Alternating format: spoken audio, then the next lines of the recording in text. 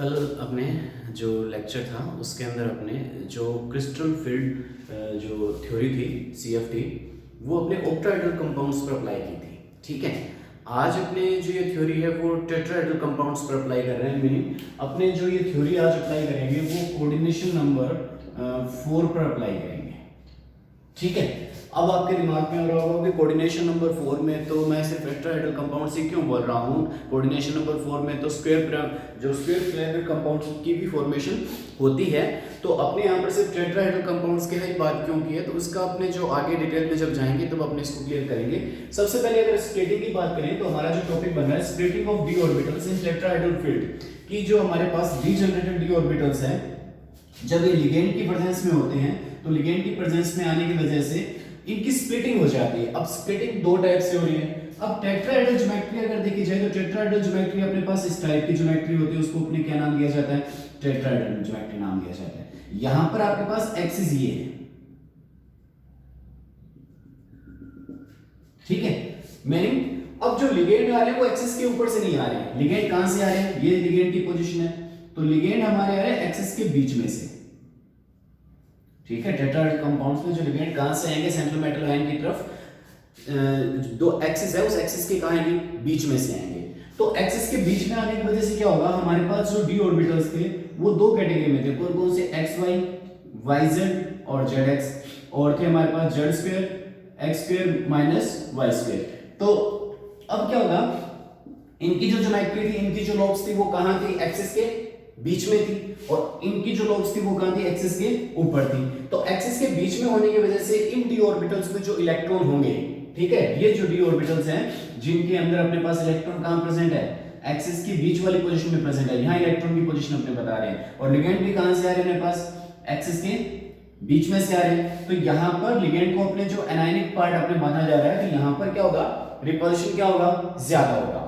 Second, इनके अंदर अगर अपने बात करें तो यहां पर जो इलेक्ट्रॉन आ रहे हैं वो कहां से आ रहे हैं, जो डी ऑर्बिटल की जो स्ट्रक्चर है वो कहां है, एक्सिस के ऊपर इनकी लोब्स, और लिगेंड कहां से आ रहे हैं, एक्सिस के बीच में से आ रहे हैं। तो यहां पर रिपल्शन क्या होगा, कम होगा। तो इन ऑर्बिटल में रिपल्शन कम देखने को मिलेगा, और इन ऑर्बिटल्स में अपने को रिपल्शन क्या देखना पड़ेगा, हाई देखने को मिलेगा। जिस वजह से यहां पर जो स्प्लिटिंग होगी वो स्प्लिटिंग जस्ट अपोजिट स्प्लिटिंग हो जाएगी ऑक्टाहेड्रल कंपाउंड की। तो इनमें स्प्लिटिंग ज्यादा हुई T2G ऑर्बिटल, इन ऑर्बिटल्स को अपने नाम क्या दिया था, T2G ऑर्बिटल नाम दिया था, और इन ऑर्बिटल को नाम क्या दिया था, इजी ऑर्बिटल। तो इन इजी ऑर्बिटल में टेट्राहेड्रल कंपाउंड में स्प्लिटिंग या जो अपने कहते हैं रिपल्शन कम होगा, और जो T2G ऑर्बिटल्स हैं उनमें रिपल्शन क्या होगा, ज्यादा होगा। इसकी वजह से जो ये अपने पास जो स्प्लिटिंग डायग्राम जो बनता है वो ऑक्टाहेड्रल कंपाउंड्स का जस्ट अपोजिट डायग्राम अपने पास देखने को मिलता है। ठीक है, तो ये जो डायग्राम मिलेगा वो उससे क्या मिलेगा, अपने को जस्ट अपोजिट देखने को अपने को मिलेगा। ठीक है, अब अगर अपने बात करें कि यहां पर अपने पास जैसे अपने उसमें दो कंडीशनें बनाई थी, दो कंडीशन कौन कौन सी बनाई थी अपने, अगर देखें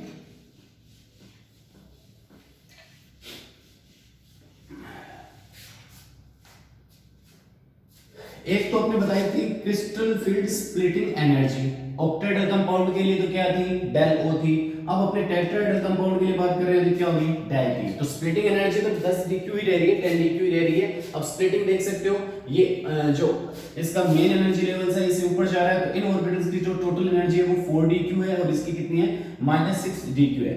पर ऑर्बिटल की अगर मैं एनर्जी की बात करूं तो यहां पर आ जाएगी प्लस में 3/5 डेल T, और यहां पर ऑर्बिटल माइनस, सॉरी ये तो आ गया अपने पास 2/5, और ये आ गया -3/5 डेल T।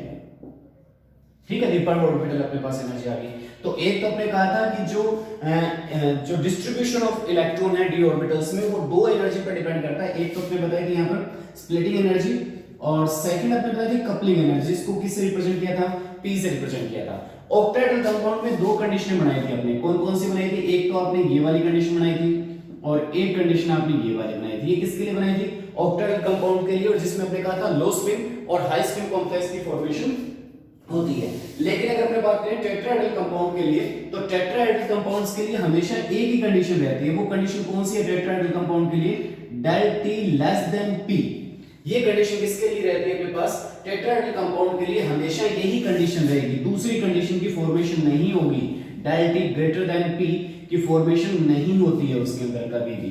ठीक है, तो अब ये कंडीशन बनती है। इस कंडीशन के अकॉर्डिंग हमारे पास क्या है, जो कपलिंग एनर्जी है उसकी वैल्यू किससे ज्यादा होती है, हमारे पास स्प्लिटिंग एनर्जी से क्या होती है, ज्यादा होती है। इट मींस इलेक्ट्रॉन की कपलिंग नहीं हो पाएगी, इलेक्ट्रॉन किस में चले जाएंगे, जो अपर जो लेवल के जो ऑर्बिटल्स हैं उनमें चले जाएंगे। इट मींस अब इस कंडीशन में हमारे पास जो स्पिन बनेगा वो कौन सा बनेगा, हमारे पास इस कंडीशन में हमारे पास जो इलेक्ट्रॉन की कभी कपलिंग हो ही नहीं पाती है, तो अपने कह सकते हैं यहां पर हमारे पास जो लो स्पिन कॉम्प्लेक्स की क्या हो जाएगी अपने पास फॉर्मेशन।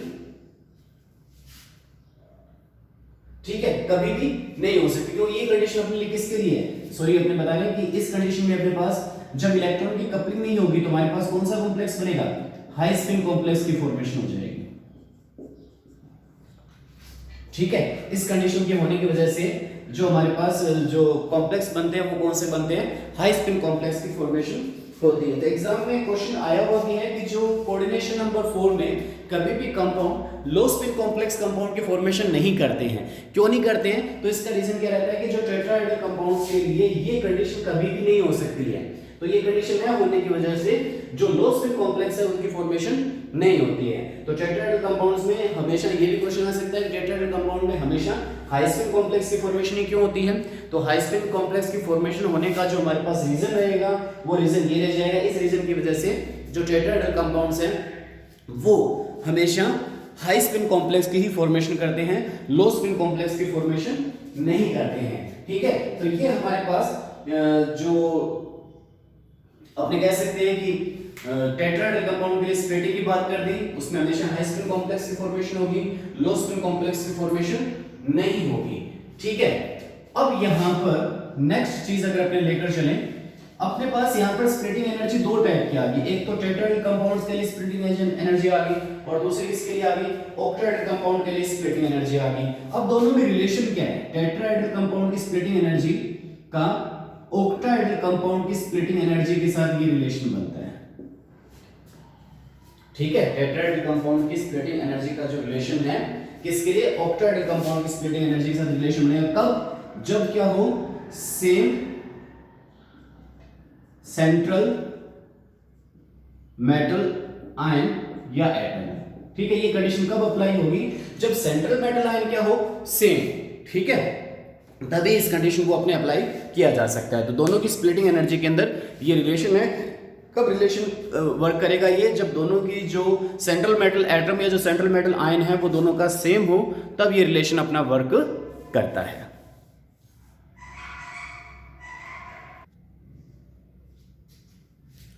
अब यहां पर जो अपने CFSE एनर्जी की बात कर रहे हैं, क्रिस्टल फील्ड स्प्लिटिंग एनर्जी, वो कैसे फाइंड आउट की जाती है, तो उसके लिए अपने पास फॉर्मूला बनता है। सबसे पहले ऑक्टाहेड्रल कंपाउंड के लिए अगर अपने देखें, ऑक्टाहेड्रल से पहले अपने पास जो स्प्लिटिंग डायग्राम है वो टेट्राहेड्रल कंपाउंड के लिए बनाया गया है, तो उससे अपने देख सकते हैं यहाँ पर देख सकते हैं अपने पास जो ये ऑर्बिटल कौन से हमारे पास तो इनके लिए जो अपने पास जो स्प्लिटिंग जो डायग्राम अपने पास बनाया गया है, तो अगर इस फॉर्मूले को देखा जाए तो टेट्राहेड्रल कंपाउंड के लिए देख सकते हैं, तो ये अपने पास इसकी वैल्यू है 6, वैल्यू किसकी है माइनस में 6 है, किसके लिए, Eg ऑर्बिटल के लिए, तो 6n Eg। n क्या है यहाँ पर, जो इन ऑर्बिटल्स में जो इलेक्ट्रॉन का नंबर आएगा उसको अपने n से रिप्रेजेंट कर रहे हैं, तो n नंबर ऑफ इलेक्ट्रॉन जो इन ऑर्बिटल्स में फिल किए जाएंगे, प्लस 4n T2g, 4n हमारे पास नंबर ऑफ इलेक्ट्रॉन जो T2g ऑर्बिटल में फिल होगा। तो इस फॉर्मूले से अपने क्या निकाल सकते हैं, क्रिस्टल फील्ड स्प्लिटिंग एनर्जी निकाल सकते हैं टेट्राहेड्रल कंपाउंड्स के लिए। सेम थिंग ऑक्टाहेड्रल कंपाउंड का जब आप स्प्लिटिंग डायग्राम देखोगे तो उसमें जो -6n T2g + 4n Eg, तो वहां पर हमने देखा था कि जो अपर साइड कौन था, Eg ऑर्बिटल थे, और डाउन साइड कौन सा था, T2g ऑर्बिटल थे। तो उसके अकॉर्डिंग इस फॉर्मूले को अपने क्या कर दिया, चेंज कर दिया, और इस फॉर्मूले से अपने क्या निकाल सकते हैं, क्रिस्टल फील्ड स्प्लिटिंग एनर्जी की वैल्यू को फाइंड किया जा सकता है कि किसी भी ऑर्बिटल के लिए जो स्प्लिटिंग एनर्जी है उसको किस तरह से फाइंड किया जाएगा। तो उसको फाइंड करने का हमारे पास क्या आ जाता है, फॉर्मूला आ जाता है। फॉर एग्जांपल अपने देख सकते हैं कि जैसे अगर अपने पास इसमें 1 इलेक्ट्रॉन है, तो अगर अपने 1 इलेक्ट्रॉन यहाँ रखा जाएगा, तो इस फॉर्मूले को अगर अप्लाई करें तो अपने पास क्या हो जाएगा, -6 × 1, ठीक है, और फिर क्या आ जाएगा, प्लस में आपके पास 4 × 0, क्योंकि यहाँ पर कुछ है ही नहीं, तो हमारे पास इसका जो अपने पास बन गया, इसकी जो स्प्लिटिंग एनर्जी आ गई अपने पास कितनी बन गई, -6 dq अपने पास किसकी आ गई, इसकी स्प्लिटिंग एनर्जी हमारे पास आ जाती है। तो इस तरह से अपने क्या कर सकते हैं कि फॉर्मूले में वैल्यू रखकर स्प्लिटिंग एनर्जी की वैल्यू को फाइंड किया जा सकता है। अब आगे चले अपने, तो जो टॉपिक बनता है वो colour in coordination compound. Coordination compounds में कलर आता है, वो सॉलिड स्टेट में भी हो सकता है या जब वो सॉल्यूशन फेज में होते हैं तब भी उनमें कलर हो सकता है। तो उसके कलर होने का जो रीजन क्या है, उस रीजन की बात करते हैं। तो बेसिकली अपने को पता है कि ये आपको मैंने जो केमिस्ट्री इन डेली लाइफ के अंदर भी मैंने आपको बताया था कि जो कोऑर्डिनेशन कंपाउंड है, कॉम्प्लेक्स कंपाउंड है, वो क्या करेंगे, जो विजिबल रीजन की जो लाइट है, ठीक है, उस विजिबल रीजन की लाइट को कितनी होती है, 400 से 700 के बीच की होती है। तो विजिबल रीजन की, जिसको अपने व्हाइट लाइट बोलते हैं, उस व्हाइट लाइट में से किसी एक पर्टिकुलर कलर की लाइट को वो कोऑर्डिनेशन कंपाउंड क्या करेगा, एब्जॉर्ब करेगा। तो उसका कुछ पार्ट उसने क्या कर लिया, एब्जॉर्ब कर लिया, और बाकी पार्ट वो क्या कर देता है, रिफ्लेक्ट कर देता है। तो उसमें अपने पास आती है कि वो विजिबल रीजन की लाइट का कुछ पार्ट वो कंपाउंड एब्जॉर्ब कर लेता है, और जो बाकी जो पार्ट है उसको वो क्या कर देता है, रिफ्लेक्ट कर देता है। तो उसमें से पर्टिकुलर किसी एक कलर का उसने क्या किया, एब्जॉर्प्शन किया। अब उस एब्जॉर्ब्ड कलर का जो कंप्लीमेंट्री कलर होता है, उस कंप्लीमेंट्री कलर का वो कंपाउंड अपने को क्या होगा, दिखाई देगा। ठीक है, जैसे अपने वहां पर भी टेबल बनाई थी, वहां पर मैंने आपको टेबल के अंदर उसके साथ साथ उस लाइट की जो रेंज भी बताई थी, मैंने उसकी वेवलेंथ भी बताई थी। यहाँ पर एक सिंपल टेबल के अंदर दोबारा आपको रिवाइज कर रहा हूँ कि जैसे रेड कलर को एब्जॉर्ब करता है तो वो उसका कंप्लीमेंट्री कलर कौन सा, ब्लू। इट मींस अगर वो कोऑर्डिनेशन कंपाउंड रेड कलर को एब्जॉर्ब कर रहा है तो वो कोऑर्डिनेशन कंपाउंड किस कलर का दिखाई देगा, अपने को ब्लू कलर का दिखाई देगा। अगर वो अल्ट्रावायलेट कलर का एब्जॉर्ब करता है तो वो कंपाउंड लाइट येलो कलर का दिखाई देता है, और अगर वो येलो कलर को एब्जॉर्ब करता है तो वो पर्पल कलर का दिखाई देता है। तो इस तरह से हमेशा जो कंपाउंड है वो कंप्लीमेंट्री कलर का ही दिखाई देता है। एक्चुअल में होता क्या है कि जो कॉम्प्लेक्स कंपाउंड में जो ग्राउंड स्टेट है, ठीक है, उस ग्राउंड स्टेट में जो अनपेयर्ड इलेक्ट्रॉन है, वो अनपेयर्ड इलेक्ट्रॉन एनर्जी को एब्जॉर्ब करेगा, और एनर्जी को एब्जॉर्ब करके किस में चला जाएगा, हायर स्टेट में चला जाएगा। अब हायर स्टेट आपको पता है हमेशा क्या होती है, अनस्टेबल होती है। तो वो वापस क्या करेगा, जैसे उसकी एनर्जी में कमी आएगी, वापस अपने ग्राउंड लेवल में आएगा, और ग्राउंड लेवल में आने की वजह से उस एनर्जी को वो क्या करेगा, रिलीज करेगा। और वो एनर्जी किस फॉर्म में रिलीज करेगा, विजिबल लाइट की फॉर्म में रिलीज करेगा, जिससे वो कंपाउंड क्या होगा, दिखाई देगा। अब यहाँ पर ग्राउंड और एक्साइटेड स्टेट है क्या, क्यों अपने यहाँ पर जो डीजेनरेटेड डी ऑर्बिटल्स थे वो लिगेंड की प्रेजेंस से उन्हीं ऑर्बिटल्स को दो पार्ट में अपने डिवाइड कर दिया था।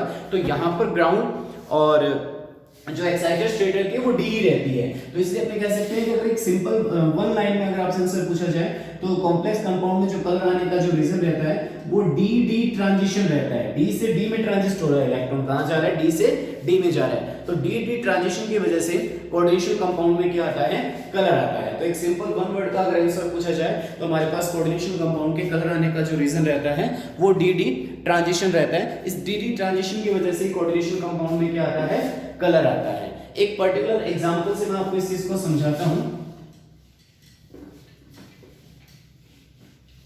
हमारे पास एक पर्टिकुलर एग्जांपल दे दिया, जैसे अपने को ये एग्जांपल है हमारे पास TiH2O6 +3 एक एग्जांपल है। तो CFT के अकॉर्डिंग अपने कलर मेन चीज ये भी आती है कि BBD आपको कलर के बारे में कहीं एक्सप्लेनेशन नहीं देती है, तो CFT ही आपको कलर एक्सप्लेनेशन देती है। तो अगर एग्जाम में आए कि कलर एक्सप्लेनेशन किससे मिलती है तो अपने को CFT से मिलती है। ठीक है, तो यहाँ पर टाइटेनियम जिसका एटॉमिक नंबर कितना हो गया 22, इलेक्ट्रॉनिक कॉन्फ़िगरेशन अगर इसका देखते हैं तो आर्गन 4s2 3d2 हो जाएगा। ठीक है, तो आपने कितने इलेक्ट्रॉन यूज करने हैं, 3 इलेक्ट्रॉन। तो +3 के अंदर क्या हो जाएगा, इसके अंदर आर्गन 3d क्या हो जाएगा, 1 हो जाएगा। तो अपने ऑक्टाहेड्रल कंपाउंड है, ऑक्टाहेड्रल कंपाउंड के लिए अपने पास देखते हैं तो ऑक्टाहेड्रल कंपाउंड में कुछ इस टाइप के अपने पास जो स्ट्रक्चर बनती है, तो ये ऑक्टाहेड्रल कंपाउंड की स्ट्रक्चर होगी, जिसमें ये कौन सी ऑर्बिटल है, T2g, और ये ऑर्बिटल कौन से है, Eg। तो अकॉर्डिंग टू रूल 1 इलेक्ट्रॉन है, और 1 इलेक्ट्रॉन कहाँ आएगा, जो T2g ऑर्बिटल में आएगा। अब ये T2g ऑर्बिटल में जो प्रेजेंट अनपेयर्ड इलेक्ट्रॉन है वो क्या करेगा,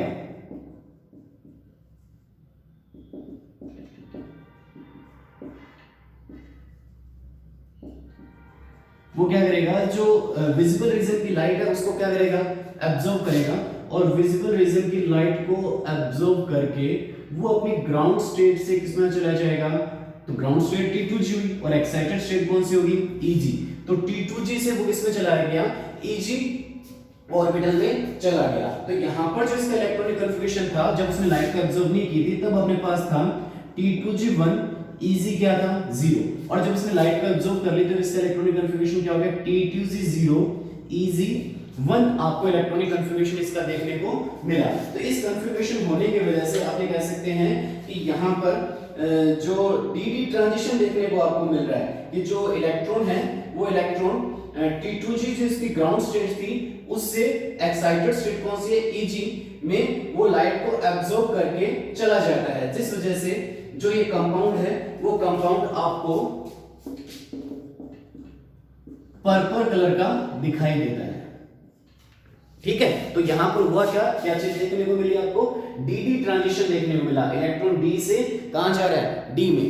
d इसका ग्राउंड है और d इसका क्या है, एक्साइटेड है। तो इसने विजिबल रीजन की जो लाइट को क्या किया, एब्जॉर्ब किया, और विजिबल रीजन की लाइट को एब्जॉर्ब करके वो ग्राउंड स्टेट से किस में चला गया, एक्साइटेड स्टेट में चला गया। ठीक है, तो अपने पास ये जो कोऑर्डिनेशन कंपाउंड्स के कलर आने का जो अपने पास जो क्वेश्चन आए, तो इस तरह से अपने इसको सॉल्व कर सकते हैं कि क्या इसके अनपेड जो इलेक्ट्रॉन है वो अनपेड इलेक्ट्रॉन एनर्जी को एब्जॉर्ब करके डी ट्रांजिशन के थ्रू कलरफुल कंपाउंड्स की फॉर्मेशन करते हैं। यहां पर आपका एक क्वेश्चन दिया है, वो क्वेश्चन क्या कह रहा है कि FeCN6-4 and FeH2O6+2 are different colour in dilute solution Y। तो इन दोनों का जो कलर है वो डिफरेंट है, इसका रीजन क्या रह रहा है। तो अपने दो थ्योरी अभी तक की है, अपने एक तो वैलेंस बॉन्ड थ्योरी की है, दूसरी क्रिस्टल फील्ड थ्योरी की है। तो जो कलर एक्सप्लेनेशन कौन सी देती है, क्रिस्टल फील्ड थ्योरी आपको कलर एक्सप्लेनेशन देती है। तो इन दोनों ही कॉम्प्लेक्स कंपाउंड की अगर मैं बात करता हूं तो यहाँ पर Fe आपके पास सेंट्रल मेटल है, और दोनों में जो Fe की जो ऑक्सीडेशन स्टेट है वो कौन सी है, +2 है। तो +2 के अकॉर्डिंग जो इसका जो इलेक्ट्रॉनिक कन्फिगरेशन होगा वो 3d6-4s0 इसका इलेक्ट्रॉनिक कन्फिगरेशन होगा। तो यहाँ पर आप इलेक्ट्रॉन को अगर फिल करते हैं तो इलेक्ट्रॉन की अगर फिलिंग देखें, दोनों में जो डिफरेंस आ रहा है वो दोनों का डिफरेंस आपके पास क्या है, लिगेंड Cn और H2O। Cn हमारे पास एक स्ट्रॉन्ग लिगेंड है, ठीक है, और ये जो H2O है वो कैसा है, वीक लिगेंड है। तो सिर्फ लिगेंड का इफेक्ट पड़ेगा। तो यहाँ पर आप इलेक्ट्रॉन देख सकते हो कितने डी में, 6, 1 2 3 4 5 और 6। ठीक है, मैं इसके बाद में इसमें क्या हो जाएगा, जो लिगेंड के प्रेजेंस से 1 2 3 4 5 और ये 6, आप इसको कंप्लीट इसके जो नेमिंग वगैरह वो देंगे। मैं एक सिंपल से इसका आपको करके दिखा रहा हूं।